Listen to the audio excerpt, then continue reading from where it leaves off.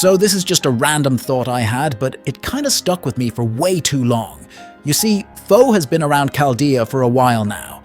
I don't know exactly since when, but at least by the time Mash was a teenager, Foe was already there. Here's the thing though. People in Chaldea probably just named this little creature Foe because it looked harmless and could only say, "Wow." Because of that, they treated it like a cute pet, totally unaware that it was actually a primate-level killing machine. So when you zoom out or see the bigger picture, it's kinda insane. The staff at Chaldea were basically living side by side with a creature whose natural instinct is to wipe out humanity, and they had no idea how lethal it actually was. That's wild if you think about it. Like, sure, Foe looks docile enough as this little dog squirrel thing, but if you actually knew where it came from, I swear you wouldn't go anywhere near it. At least, I know I wouldn't. This feels like one of those random shower thoughts you get either late at night in the bath or in the morning while zoning out on the toilet. That's exactly the kind of thought we're diving into today.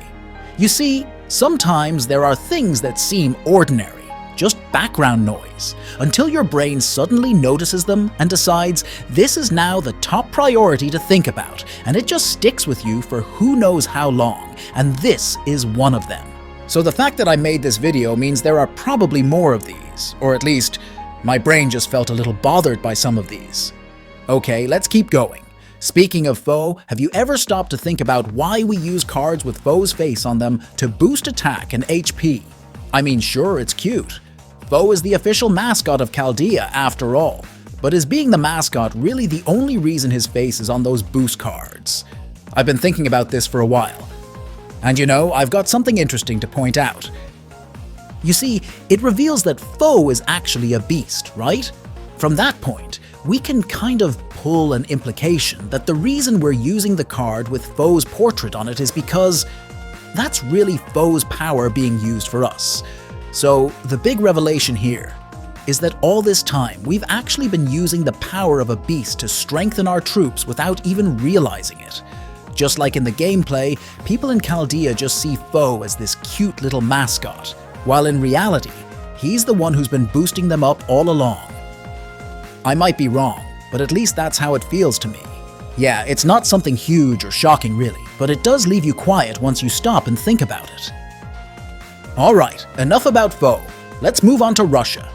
There's this moment that at first feels kinda embarrassing, but the more I think about it, the more I'm actually impressed.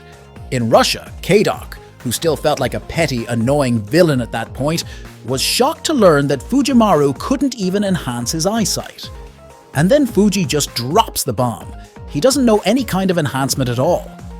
At first I was like, wow, that's embarrassing. Or at least, it felt embarrassing in the moment. But here's the thing. Kadoc was designed by the devs to be like a mirror obstacle for Fujimaru. If you haven't noticed, Fuji and Kadoc are like total opposites, but also weirdly similar. Kadoc's hair is white, Fuji's is black. Female Fuji has a side ponytail. Kadoc's got uneven hair length. Kadoc looks pale and pessimistic. Fuji looks lively and optimistic.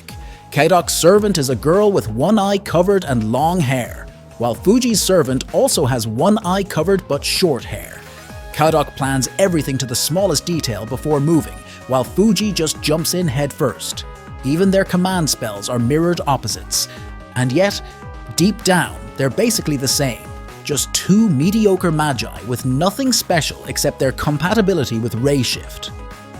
So when I first found out Fuji couldn't even enhance himself, I honestly felt a little embarrassed, because I thought they were supposed to be on the same basic level. But then, while chilling in the shower one day, that thought hit me again. And honestly, I ended up really impressed. Think about how many times Fujimaru had to travel on foot through every single singularity. We even see it in the anime. This dude is always walking, usually under crazy time pressure too. So when you stop and think about what Fuji has gone through, it's insane. This kid travels alongside his super strong girlfriend and a squad of magical beings, doing all the heavy lifting almost non-stop without any enhancement. All of that, with nothing but his own two legs, And on top of that, he's constantly dividing his mana between the servants he made contracts with. Good lord. No wonder Kadoc was confused. Honestly, I'd be confused too if I found out the guy leading the entire world-saving mission was just some dude my age, walking insane distances with no magical boosts, still labeled as an amateur mage, all while commanding some of the most powerful beings in history. Okay, one more about Fuji that a lot of people don't really think about. You guys ever realize this dude can literally summon anyone? And his bond with them grows just by spending time together in battles and adventures. Now, on the surface, that doesn't sound like a big deal. It's probably just a game mechanic, right? I mean, of course, the protagonist in a gacha game is the one who can summon characters. We see the same thing in Nikkei, where the commander can basically recruit any Nikkei and basically loved by them all. But let's bring it back to FGO. If you look at it from a lore perspective, Fuji's ability to summon almost anyone in history could also be seen as his natural ability to click with people and work with literally anyone. Some of you might think that's trivial, but trust me. If you've ever worked in the real world or been in society long enough, you'll know how insanely difficult that skill is. Think about it. Some servants in the Fate series are notoriously hard to control. Yet when it comes to Fujimaru, they actually click. From cocky kings like Gilgamesh to perfectionists like Arjuna, he can handle them all. Also, look at the insane diversity of his squad. Literal gods, mythological heroes, and historical legends from every corner of the world. None of them have any beef with Fuji that involves trust, at least as far as I remember. And you know what makes this so grounded? All of this doesn't come from his magic, it's all people skills. Sure, in gameplay terms, it's just a gacha technicality. Summon characters, raise bond levels, the usual. But if we take it as part of the lore, it means his real strength is his ability to read the room, understand what makes each legendary figure tick, and get them to actually listen. That's basically the ultimate skill every human being wishes they had. At the end of the day, Fujimaru became the ultimate commander, not because he's the strongest mage, but because he knows exactly how to handle everyone. From divine beings to chaotic tricksters, he manages them all without even breaking a sweat. So this one's kinda sad, but I think it needs to be said. You see, I don't play the FGO arcade version since it's not available in my country, but I know the big plot points. And one of the biggest differences is about Mash's fate. In the arcade storyline, during the final singularity, they don't actually fight Goetia, which means the whole Ars Almadel Salamonis scene doesn't happen there. You know, the one where Mash sacrifices herself, gets evaporated, and only her shield remains. Yeah, that never happens in arcade. They fight someone powerful too, but not to the point where Mash dies. Basically, Mash survives in the arcade universe. She doesn't need to be resurrected. Proto Merlin even comments that this is a good thing because Kath Palug, our little furball foe, doesn't exist in that timeline. But here's where it gets kinda depressing. In the mobile version, Foe not only resurrected Mash, but also gave her a normal human lifespan, which means mobile Mash can live a long life alongside her senpai. But then what about arcade Mash? She didn't get that blessing. No foe means no extended life, so doesn't that mean her lifespan is still limited? Like, she might have survived the final singularity, but once she's back at Chaldea, her time is still ticking down fast. We could be talking weeks, maybe even days. Eventually, she'd leave her senpai behind way sooner than she should. And that's kinda depressing, isn't? At least that's one of the possible implications. Of course, there's also Draco. Maybe she changes things in some way. Or maybe the gameplay hints at something else, since Arcade actually lets Mash get Grailed to 120 and reach Bond 10 like a normal servant. Which kinda suggests she might live a normal life in that universe. But honestly, who really knows?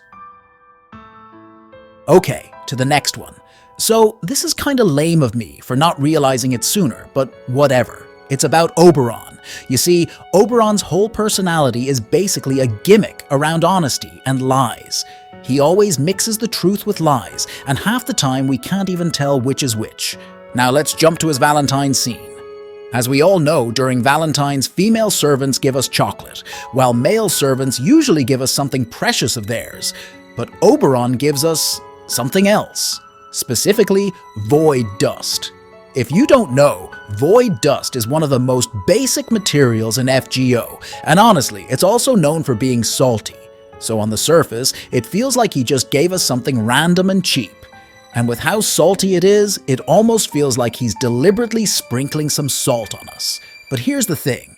The box he gives it in looks extravagant. It's a white case with intricate moth and insect designs, and it's honestly gorgeous. Now, considering Oberon's habit of lying and messing with us, we can actually interpret this as the real gift isn't the void dust inside, it's the box itself. Maybe he wanted to give us something truly beautiful, but he's too prideful, or maybe too shy, to admit it. So instead he hides it by tossing in a cheap material, which is actually kind of sweet if you think about it. Even the craft essence description hints at this. The contents might not be worth much, but maybe in this case, it's what's on the outside that counts. That really drives the idea home. Now, another interesting thing about it is that if you look at it another way, this gift might also be Oberon subtly revealing a part of himself to us. Beautiful on the outside, salty and dark on the inside, but still something useful at the end of the day. It's almost like he left us a little clue about his true self. So how about it? I know this video is a bit more shallow compared to some of the ones I've made before, but I just wanted to let this out because I think it's interesting. Feel free to add more or correct me if I'm wrong in the comments. For now, don't forget to like, subscribe, and share. I'll see you guys next time.